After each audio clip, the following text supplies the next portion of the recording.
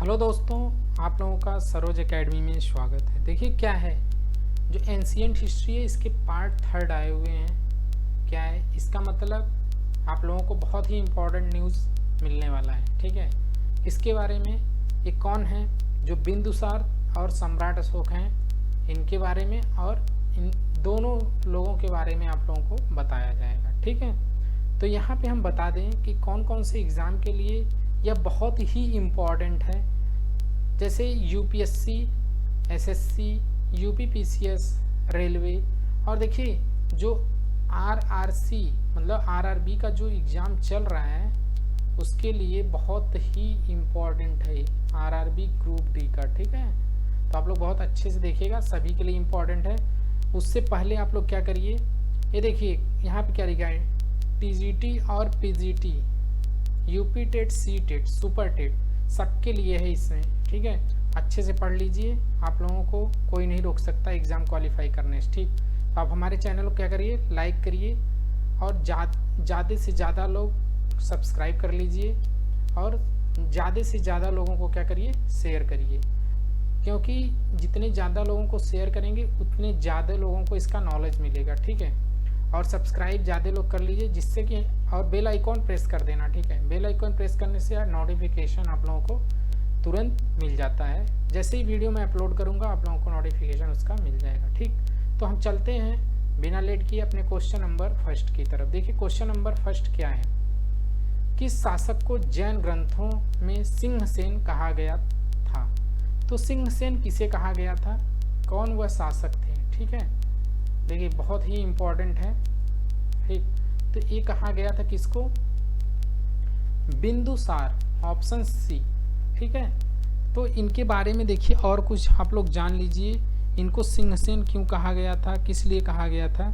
देखिए, और देखिए ये क्या थे, मेगस्थनीज के उत्तराधिकारी माने जाते थे। कौन ये देखिए यहाँ पे क्या है, जो बिंदुसार थे उनके शासनकाल में तक्षशिला, क्या था, तक्षशिला, जो कहाँ पे है, सिंधु एवं झेलम नदी के बीच। तक्षशिला कहाँ पे है, सिंधु और झेलम नदी के, देखिए हम आप लोगों को बता दे रहे हैं, सिंधु और झेलम। ठीक है, सिंधु और झेलम जो है इन नदी के बीच क्या है, तक्षशिला, बिंदुसार के शासनकाल में तक्षशिला था। ठीक है, दो विद्रोहों का वर्णन है, दो विद्रोह हुए थे उनका वर्णन यहीं पे है, कहाँ पे, तक्षशिला में। ठीक है, इनको दबाने के लिए बिंदुसार ने पहले सुसीम को और बाद में अशोक को भेजा था। किसको, इस जो यह मतलब जो युद्ध हुआ था यहाँ पे, जो कोई कुछ बात हुई थी, इसको दबाने के लिए सबसे पहले किसको भेजे थे, सुसीम और अशोक को। इनका नाम क्या था, एक का नाम था सुसीम, एक का नाम था अशोक। ठीक है, सुसीम और अशोक को भेजा गया था पहले। तो ये हमारे फर्स्ट क्वेश्चन थे। नेक्स्ट क्वेश्चन देखिएगा, नेक्स्ट क्वेश्चन क्या है, देखिए यहाँ पे क्या है, एथेनियस, जो एथेनियस थे, एक मतलब किस शासक ने सीरिया के शासक एंटीयोकस फर्स्ट से मदिरा, सूखे अंजीर एवं एक दार्शनिक भेजने की प्रार्थना की थी। तो यह कौन ऐसा शासक थे, ये भी थे कौन, बिंदुसार ही थे। ठीक है, बिंदुसार ने ऐसा किया था। एथेनियस के अनुसार, एथेनियस ने बताया कि जो बिंदुसार थे उन्होंने क्या किया था, एंटीयोकस फर्स्ट से, एंटीयोकस जो फर्स्ट थे उनसे क्या बोले थे, कौन, बिंदुसार, ये बोले थे मदिरा, सूखे अंजीर एवं एक दार्शनिक को भेजने के लिए प्रार्थना किए थे। ठीक है, ये एथेनियस ने ऐसा बोला था। ठीक, next question, question number third देखिए क्या है, बौद्ध विद्वान तारानाथ, बौद्ध विद्वान कौन थे, तारानाथ ने बिंदुसार को कितने राज्यों का विजेता बताया है। तो इन्होंने कितने राज्यों का विजेता बताया है, किसको, बिंदुसार को। ठीक है, कौन बताए हैं, ये बौद्ध विद्वान हैं, इनका नाम क्या है, तारानाथ। ठीक, ये बताए हैं, आप लोगों को मैं बता दूं इसका आंसर 16 राज्यों के क्या बताए हैं ये विजेता हैं। ठीक है, कौन बताए हैं? बौद्ध विद्वान तारानाथ। ठीक, और देखिए अब हम चलते हैं, देखिए और कुछ जान लीजिएगा आप लोग। जैसे बिंदुसार की सभा में 500 सदस्य थे। ठीक है, इनके मंत्रिपरिषद कितने थे? 500 टोटल। ठीक है, अब देखिए नेक्स्ट, देखिए यहाँ पे लिखा गया बिंदुसार की 5 सदस्यों वाली सभा में मंत्रिपरिषद का प्रधान कौन था?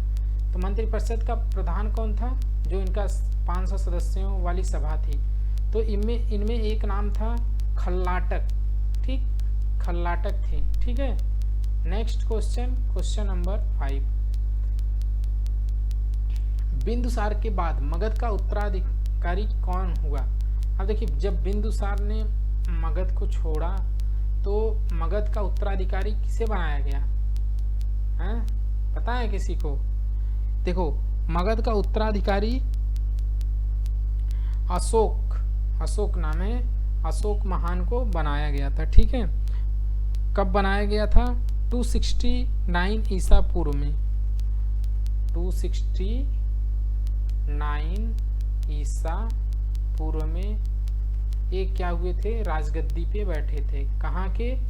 मगध की राजगद्दी पर। ठीक है, तो और देख लीजिए यहाँ पे अशोक की माता का नाम शुभद्रांगी था। ठीक है, क्या नाम था? शुभद्रांगी। ठीक है, देखिए यहाँ पे दिया नहीं गया है, हम बता दे रहे हैं आप लोगों को। शुभद्रांगी नाम लिख दे रहे हैं इनकी माता का नाम, शुभद्रांगी। ठीक है, ये किसकी माता है? अशोक, महान अशोक की मदर है। ठीक है, महान या अशोक महान कह लीजिए। अशोक महान की माता का नाम क्या है? शुभद्रांगी। ठीक है, ये कौन है? माता जी है। ठीक, हाँ, जैसे सब माता जी बोलते हैं तो इनकी भी माता का नाम तो कुछ रहा होगा, तो वही है इनकी माता का नाम, शुभद्रांगी। ठीक, नेक्स्ट, अशोक महान का जन्म कब हुआ था? तो इनका जन्म कब हुआ था ये बताना है। 6 का आंसर क्या बनेगा? इसका आंसर है ऑप्शन बी। ठीक है, ऑप्शन बी। इनका जन्म कब हुआ था? 269 ईस्वी में। ठीक है, तो देखिए यहाँ पे तभी इनको क्या हुआ था? उत्तराधिकारी घोषित किया गया था। ठीक है, जब 269 में इनका जन्म हुआ था तो इनको उत्तराधिकारी माना गया था। ठीक है,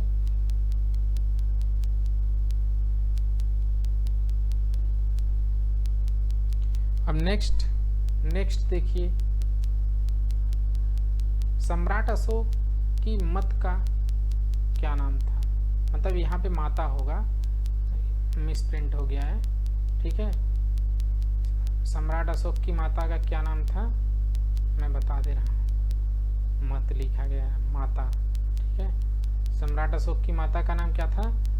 शुभद्रांगी, जैसा कि मैं आप लोगों को बताया गया। ठीक है, मेरे द्वारा, ऑप्शन सी। नेक्स्ट देखिए क्या है, राजगद्दी पर बैठने के समय अशोक कहाँ का राज्यपाल थे? ते राजगद्दी पर बैठने के समय अशोक जो है, जो महान अशोक थे, वो कहाँ के राज्यपाल थे? ठीक है, तो ये बताया गया है। तो ये थे अवंती के राज्यपाल थे, ऑप्शन डी। ठीक है, नेक्स्ट देखिए, नेक्स्ट क्वेश्चन नंबर 9। मास्की, गुर्जरा, नेतुर एवं उडेगोलम के लेखों में अशोक का क्या नाम मिलता है? इन सब में अशोक का नाम क्या मिलता है आप लोगों को बताना है। ठीक है, तो यहाँ पे देखिए क्या है, 4 ऑप्शन है, 4 ऑप्शन में से कौन सा राइट है? तो ये देखिए यहाँ पे हम बता दें, क्वेश्चन नंबर 9 का आंसर क्या है? ऑप्शन सी, अशोक ही मिलता है। ठीक है, जैसे देखिए यहाँ पे मास्की, गुर्जरा, नेतुरी, उडेगोलम के लेखों में अशोक का नाम अशोक मिलता है। ठीक है, तो यही है next question, question number 10th। देखिए प्रश्न जो क्वेश्चन नंबर 10th है, किस अभिलेख में अशोक ने स्वयं को मगध का राजा बताया? अशोक ने स्वयं को मगध का राजा किस अभिलेख में बताया है? तो ये बताना है। तो 10th का आंसर क्या है? ऑप्शन ए, भ्राऊ अभिलेख। एक भ्राऊ अभिलेख है, उसमें इन्होंने यह ऐसा कहा है। ठीक है, अब नेक्स्ट चलिए। देखिए पुराणों में अशोक को क्या कहा गया है? जो पुराण हैं उसमें अशोक को क्या कहा गया है? तो आप लोग बताइएगा क्या राइट आंसर बनेगा इसमें। ठीक है, 11 का आंसर क्या बन सकता है? Option C, Ashok Vardhan. ठीक, अशोक वर्धन इनको पुराणों में कहा गया है। ठीक है, देखिए next question, question number 12। Question number 12 क्या है? अशोक ने कलिंग पर आक्रमण कब किया था? अशोक ने कलिंग पर आक्रमण कब किया था, ये बताना है। तो 261 ईसा पूर्व में। ठीक है, 261 ईसा पूर्व में लगभग, मतलब मान लीजिए ये कितने साल के रहेंगे? 10 कुछ, मतलब 25-30, जैसे यहाँ पे 8 वर्ष के बाद लगभग अशोक ने अपने अभिषेक 8 वर्ष के बाद लगभग 261 ईसा पूर्व में कलिंग पर आक्रमण किया। ठीक है, 8 वर्ष के बाद ही ये आक्रमण कर दिए थे और कलिंग की राजधानी तोसली पर अधिकार कर लिया। कलिंग की राजधानी क्या है? तोसली। ठीक है,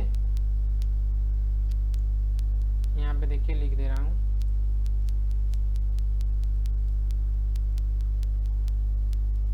ठीक है,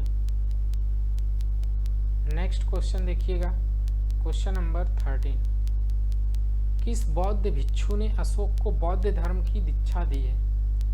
तो यहाँ पे 13 का आंसर क्या बनेगा? 13 का आंसर आपका बनेगा ऑप्शन सी, उपगुप्त ने। ठीक है, उपगुप्त। नेक्स्ट देखिएगा, नेक्स्ट क्या है? 14 नंबर क्वेश्चन।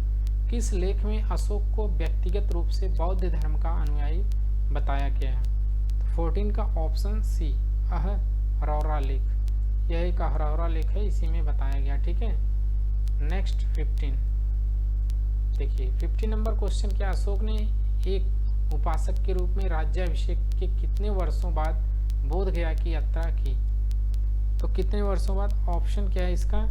10वें, मतलब ऑप्शन सी, जो कि राइट आंसर है। ठीक, एक उपासक के रूप में राज्याभिषेक के कितने साल बाद, कितने वर्षों बाद बोध गया की यात्रा की? ठीक है, तो देखिए ये सब चीज़ें बहुत ही इम्पोर्टेंट हैं। ठीक है, तो आप लोग बहुत ध्यान से देखिएगा। ठीक, तो ऐसे क्वेश्चन पाने के लिए आप लोग हमारे चैनल को लाइक करिए, सब्सक्राइब, शेयर करते रहिए। ठीक है, ये राज्याभिषेक के 10वें वर्ष बोध गया में की थी। ठीक है, 12वें वर्ष निगली सागर की, एक 20वें वर्ष। देखिए 10वें वर्ष में क्या है? बोध गया। ठीक, 10वें वर्ष में बोध गया, 12वें वर्ष में निगाली सागर। ठीक है, 12वें वर्ष में क्या है? निगाली, बता दे रहा हूँ, निगाली सागर।